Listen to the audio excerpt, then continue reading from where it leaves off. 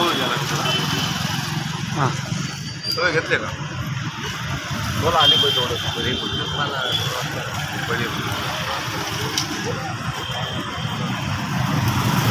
दोन भाषण बोल या ठिकाणी श्रीरामपूर तालुक्यातील जे उपोषण बसलेलं आहे महात्मा गांधी पुतळ्यातील भारतीय लोक सेना संघटनेच्या वतीने या ठिकाणी ते मित्र आणि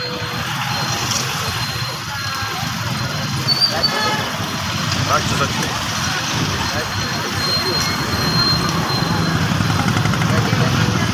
हे काही कुठल्या ना कुठल्या आंदोलनात सक्रिय सहभागी असतात असे आमचे हनीफभाई पठाण त्याचबरोबर त्यांच्या बाळासाहेब बागुल व सर्व सहकारी जे उपस्थित सर्वच या ठिकाणी उपोषणाला बसलेले आहेत. त्यांचं म्हणणं असं आहे की श्रीरामपूर शहर व तालुक्यामध्ये जे गाड्या चोरांचं जे प्रमाण आहे त्या गाड्या चोरून त्या ट्रॅपमध्ये विकल्या जातात अनधिकृतपणे त्या स्क्रॅपच्या मार्केटमध्ये नेऊन त्या विकल्या जातात.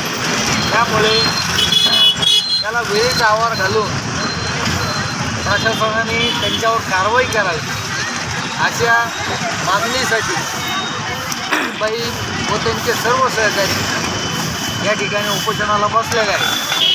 म्हणून अशा गाड्या चोरांवर व गाड्या चोरीच्या घेणाऱ्यांवर कायदेशीर कठोर कारवाई करावी आणि श्रीरामपूरमधील जी काही टोळी असेल त्या टोळीवर कडक कारवाई करून या ठिकाणी उपोषणकर्त्यांना न्याय द्यावा अशी मी या ठिकाणी श्रीरामपूर शहर व तालुका पीपल्स रिपब्लिकन पार्टीच्या वतीने आवाहन करतो आणि हनीफभाई पठाण व त्यांच्या संघटनेला त्या पीपल्स रिपब्लिकन पार्टीच्या वतीने जाहीर पाठिंबा व्यक्त करतो.